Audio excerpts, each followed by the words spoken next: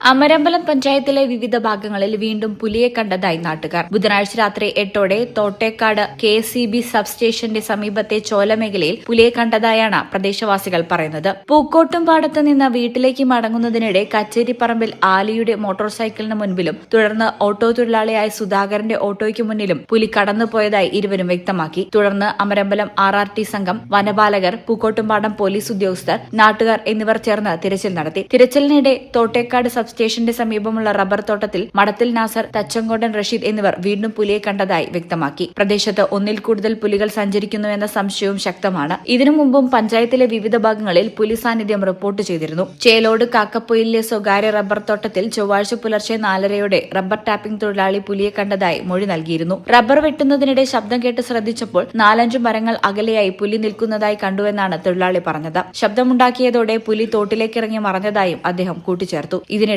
മാമ്പറ്റ വഴി മൂജിക്കൽ പ്രദേശത്ത് വയോധികയെ പുലി ആക്രമിച്ച് പരിക്കേൽപ്പിച്ച സംഭവം പ്രദേശവാസികളുടെ ആശങ്ക വർദ്ധിപ്പിച്ചിരുന്നു. പൊട്ടിക്കലിലെ KPM എസ്റ്റേറ്റിൽ മുള്ളൻ പന്നിയെ ഭാഗികമായി ഭക്ഷിച്ച നിലയിൽ കണ്ടെത്തിയതും പുലി സാന്നിധ്യത്തെക്കുറിച്ചുള്ള സംശയം ശക്തമാക്കുന്നുണ്ട്. പുലിഭീതിയെ തുടർന്ന് റബ്ബർ ടാപ്പിംഗ് തൊഴിലാളികൾ പുലർച്ചെ ജോലിക്കിറങ്ങാൻ മടിക്കുന്ന സാഹചര്യമാണുള്ളത്. പ്രദേശവാസികളും ആശങ്കയിലാണ്. സംഭവത്തെ തുടർന്ന് വനം വകുപ്പ്, RRT സംഘം എന്നിവർ മേഖലയിൽ പട്രോളിംഗ് ശക്തമാക്കിയിട്ടുണ്ട്. വിവിധ ഭാഗങ്ങളിൽ ക്യാമറകൾ സ്ഥാപിച്ചിട്ടുണ്ടെങ്കിലും ഇതുവരെ പുലിയെ കുടുക്കാനായിട്ടില്ല. കാക്കപ്പൊയിൽ, തോട്ടേക്കാട് മേഖലകളിൽ സമാന സംഭവങ്ങൾ ഉണ്ടായതോടെ രാത്രികാല പരിശോധന കൂടുതൽ ശക്തമാക്കുമെന്ന് വനം വകുപ്പ് അറിയിച്ചു. പുലിയെ കണ്ടു എന്ന വാർത്തയെ തുടർന്ന് MLA Aryadan Shoukath, Nilambur south DFO Dhanik Lal തുടങ്ങിയവർ സ്ഥലം സന്ദർശിച്ചു. ഈ ചാനൽ പൂക്കോട്ടുംപാടം.